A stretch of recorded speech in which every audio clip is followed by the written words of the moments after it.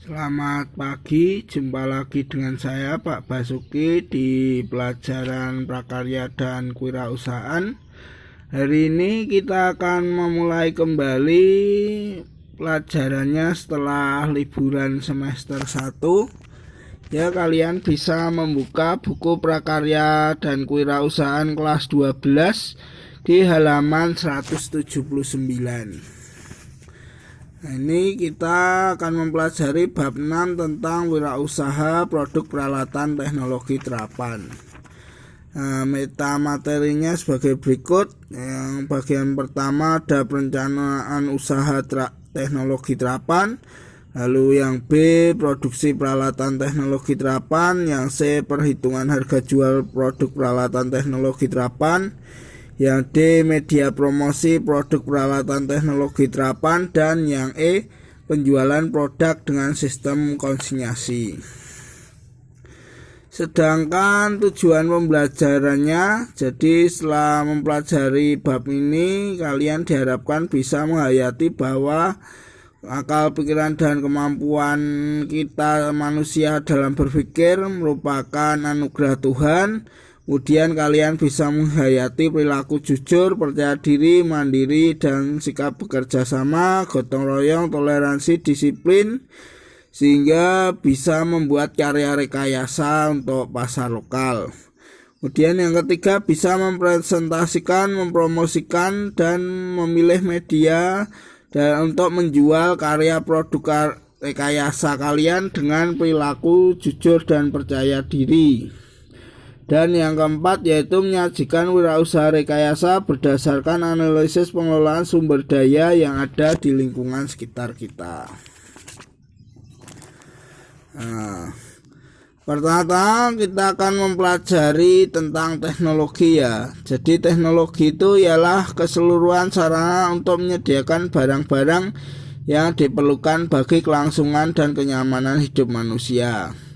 Jadi teknologi ini istilahnya dapat didefinisikan sebagai entitas baik benda maupun non-benda yang diciptakan atau dibuat secara terpadu lewat perbuatan dan pemikiran untuk mencapai suatu nilai.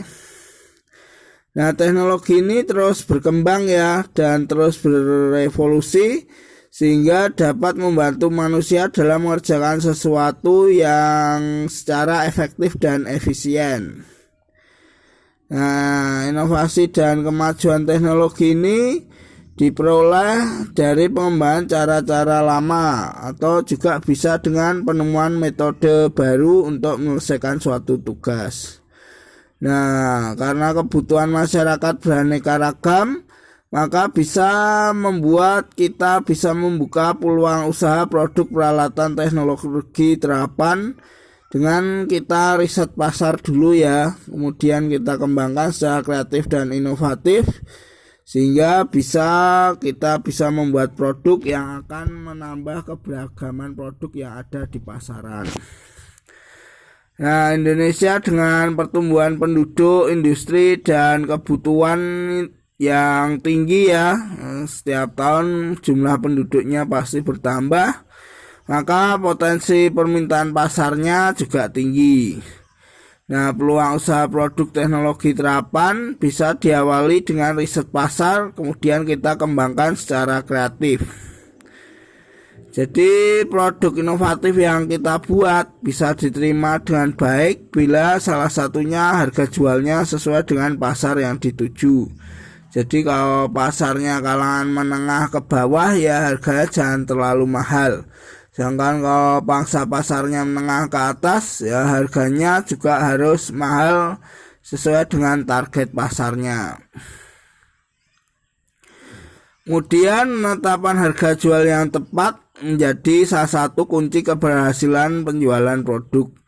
Nah, penetapan harga jual ini kita lihat dari harga pokok produksi per unit, harga kemasan, biaya promosi, serta biaya distribusi.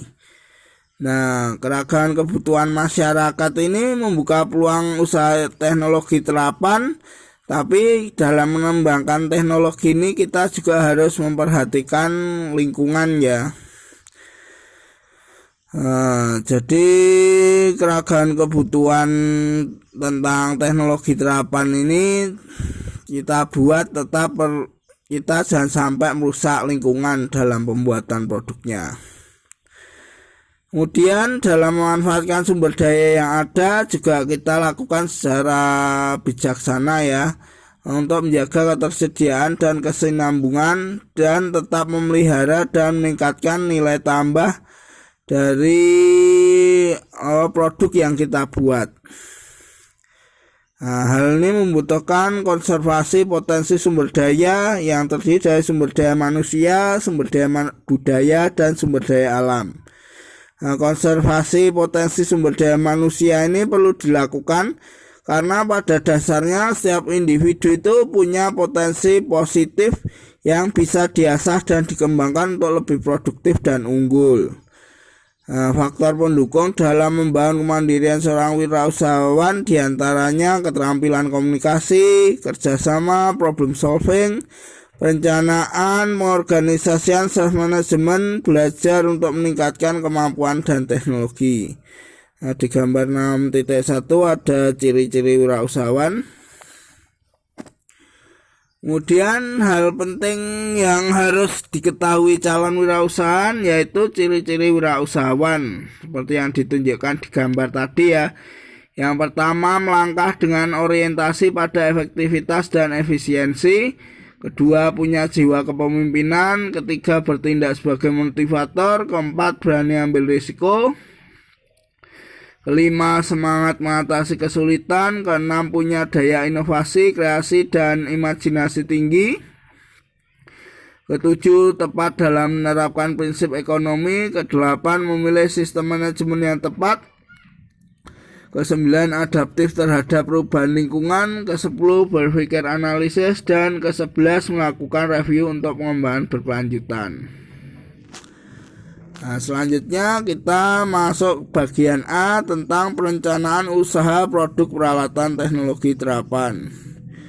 Nah, pertama kita melihat gambar 6.2 dulu ya, tentang karakteristik sumber daya manusia. Nah, ada konservasi sumber daya manusia, ada kemampuan analisis, kemampuan merencanakan, keterampilan berorganisasi, membuat penilaian, membuat putusan, memenuhi standar, dan lain sebagainya. Kemudian kemandirian berwirausaha dapat dimulai dari skala rumah atau sering disebut home industry skala mikro. Kemudian setelah itu berkembang jadi usaha kecil dan menengah.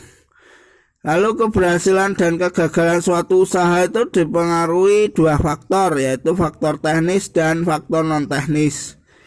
Nah, faktor teknis dapat dilakukan dengan terus menjaga kualitas dan kuantitas produk yang dihasilkan. Kemudian yang agak banyak ialah faktor non-teknis. Yang pertama, perencanaan. Kedua, menetapkan tujuan. Ketiga, kemampuan untuk adaptasi dan mengatasi tantangan yang ada. Keempat, inovasi. Kemudian yang kelima, pemasaran. Yang keenam, semangat juang dari si wirausaha, si pengusaha.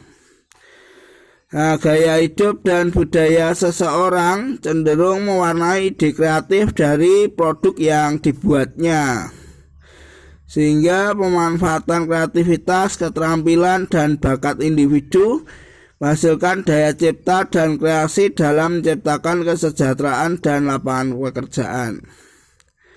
Nah, karakteristik sumber daya manusia untuk menunjang keberhasilan usaha dalam hal teknologi terapan diantaranya ialah kemampuan menganalisis, merencanakan, keterampilan organisasi, membuat penilaian, membuat keputusan sesuai standar yang dipersyaratkan, kemudian interaksi komunikasi, tanggung jawab, bekerja dalam tekanan, dan karakter untuk selalu mengembangkan diri dalam mencapai kemandirian, seperti di gambar 6.2 tadi ya.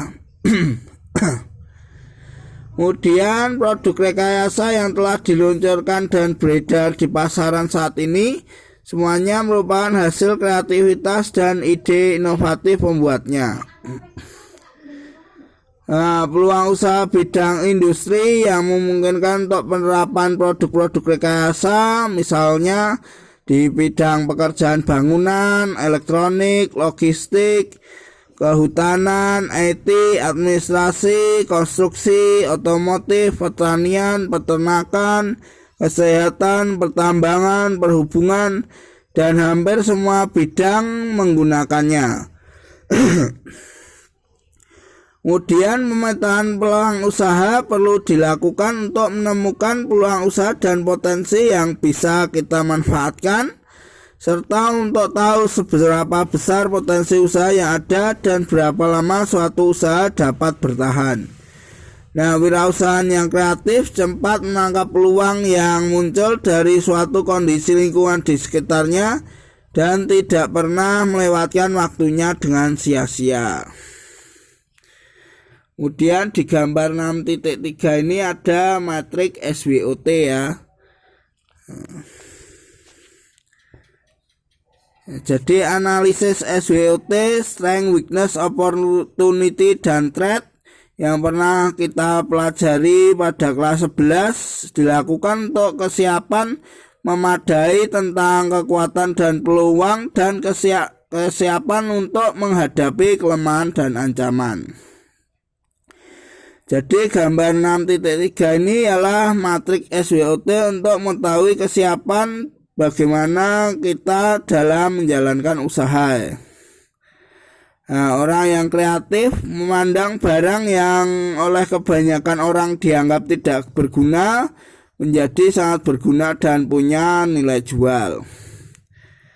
Berpikir menjadi wirausahaan dan memanfaatkan peluang usaha yang dimiliki merupakan bagian integral dari proses globalisasi dan termasuk dalam sistem ekonomi di mana kondisi saat ini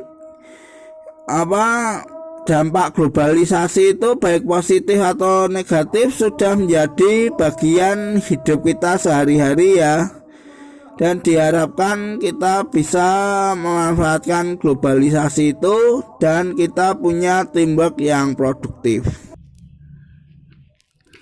Ya, di gambar 6.4 ini ada strategi dalam menjalankan usaha ya. Jadi ada sasaran, kebijakan 1, kebijakan 2. Jadi dari kebijakan 1 ada program 1, program 2, kemudian program 1 dijabarkan kegiatan usahanya seperti apa. Seperti itu seterusnya. Tahapan kegiatan usaha kita awali dengan sasaran yang dituju seperti yang ditunjukkan di gambar 6.4 ya. Jadi hasil matriks SWOT digunakan sebagai kunci keberhasilan dalam menjalankan usaha. Kemudian strategi dibuat sebagai arah untuk menentukan sasaran yang menjadi kebijakan. Bentuk implementasinya bisa kita jabarkan melalui program-program yang ditetapkan dalam tahapan kegiatan usaha. Ya, itu sekian dulu pelajaran hari ini. Jangan lupa nanti kalian mengerjakan tugas yang telah diberikan ya. Bila ada pertanyaan bisa kalian tuliskan di kolom komentar. Ya, sekian dulu. Terima kasih sudah menyimak. Selamat belajar.